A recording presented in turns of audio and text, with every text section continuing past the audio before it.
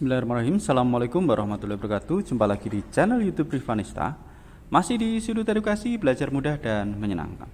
Bagaimana kabar adik-adik sekalian, khususnya siswa-siswi kelas 2? Semoga hari ini kita semua dalam keadaan sehat ya, karena dengan kondisi yang sehat kita bisa melakukan berbagai kegiatan yang kita inginkan.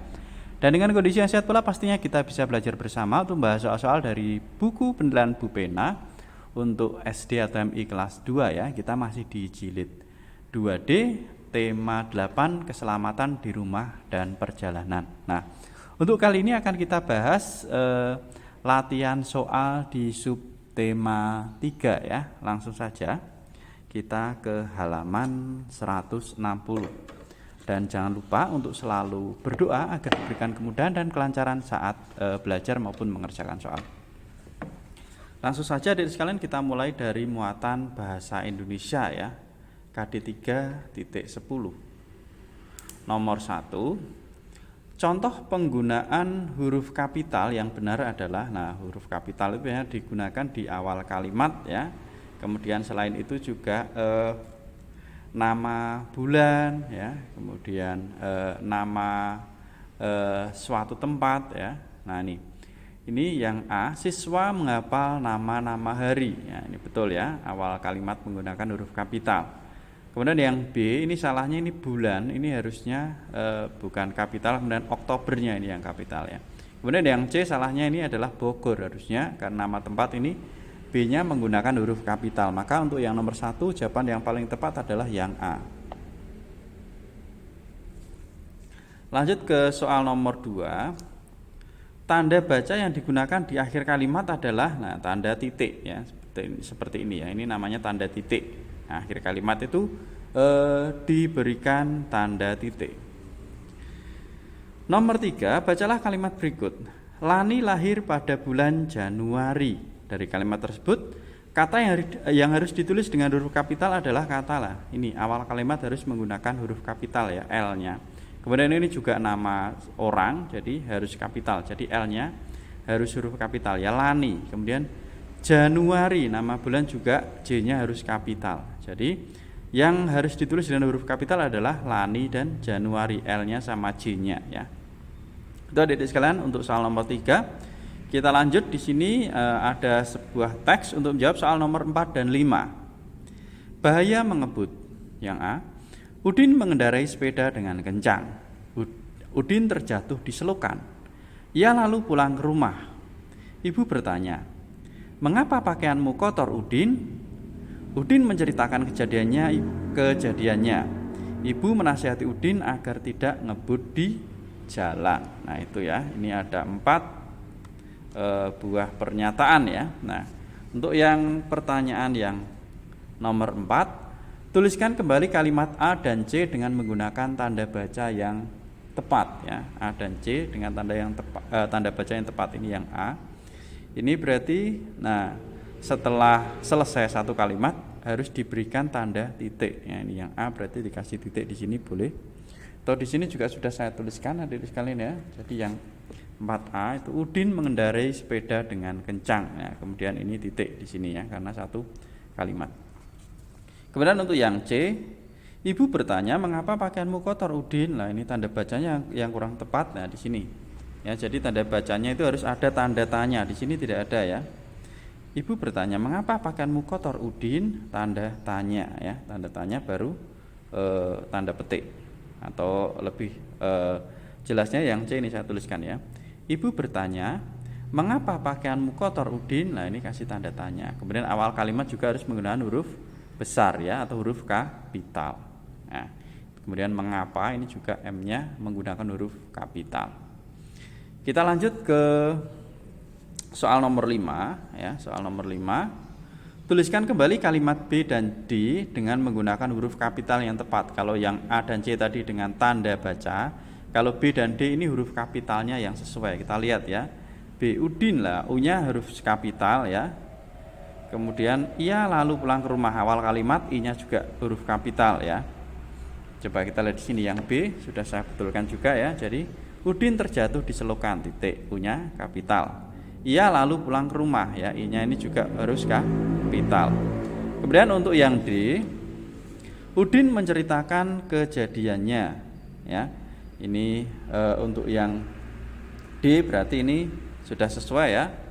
U-nya udah pakai kapital ya. Kemudian yang ini, ibu menasihati Udin agar tidak mengebut di jalan ini, I-nya harusnya pakai kapital karena awal kalimat. Kemudian Udin, U-nya juga harus kapital karena nama orang. Nah ini, atau lebih jelasnya seperti ini ya yang D. Udin menceritakan kejadiannya, U-nya kapital.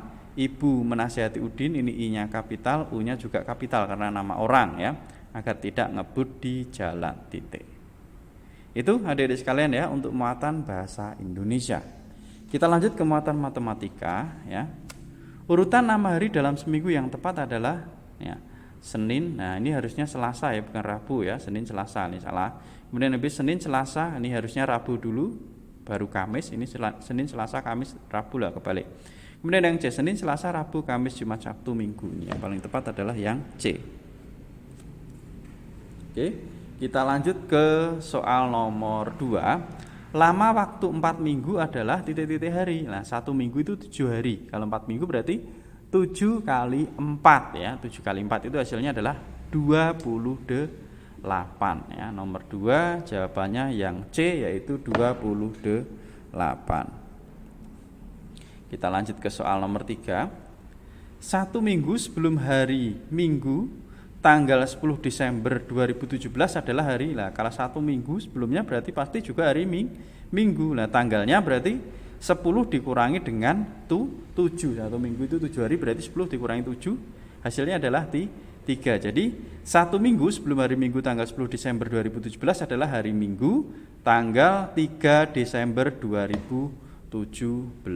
Itu ya dari sekalian ya, nomor 3. Kemudian nomor 4, Dedi memerlukan waktu 21 hari untuk menyelesaikan tugas membuat karya dari tanah liat. Oke. Ini pertanyaannya ya. Tentukan berapa minggu waktu diperlukan Dedi untuk menyelesaikan tugas tersebut. Nah, ditanyakan berapa minggu. 21 hari itu ada berapa minggu? Lah, 21 hari. Kalau 1 minggu ada 7 hari, berarti 21 dibagi dengan 7. Hasilnya adalah 3 ya, atau 3 minggu. Jadi Dedi harus menyelesaikan tugas dalam waktu 3 minggu. Ini adik sekalian ya. Kita lanjut ke soal nomor 5. Sebentar ya, saya lipat terlebih dahulu. Oke. Perhatikan kalender berikut. Nah, ini kalender bulan November ya, tahun 2017. Nah, di sini kita lihat ya, tanggal 1-nya itu hari Rabu, kemudian tanggal 30-nya hari Kamis. Nah, ini ada 1, 2, 3. Nah, ini ada 4 minggu ya. Pertanyaan yang A, tentukan 2 minggu sebelum hari Minggu tanggal 19 ya. 2 minggu sebelum hari Minggu tanggal 19 November 2017 ya. Minggu tanggal 19 ini Minggu 19 November ya. 2 minggunya berarti ini 1 minggu, 2 minggu berarti tanggal 5 ya, tanggal 5 November 2017. Kemudian 3 minggu setelah hari Kamis tanggal 9 November 2017, 3 minggu. Hari Kamis tanggal 9 November di sini 1, 2, 3 berarti tanggal 30 ya. Tanggal 30 November 2017. Itu ya. Sekarang kita lanjut ke muatan PPKN. Dalam diskusi kelompok, setiap anak menyimak teman yang sedang menyampaikan pendapatnya. Sikap yang diterapkan oleh para siswa agar persatuan tetap terjaga adalah menghargai teman, karena ada teman yang menyampaikan pendapat, kita hargai pendapatnya. Jawabannya yang C. Lanjut ke nomor 2. Contoh kegiatan yang memerlukan sikap mendahulukan kepentingan bersama di atas kepentingan diri sendiri adalah kerja bakti.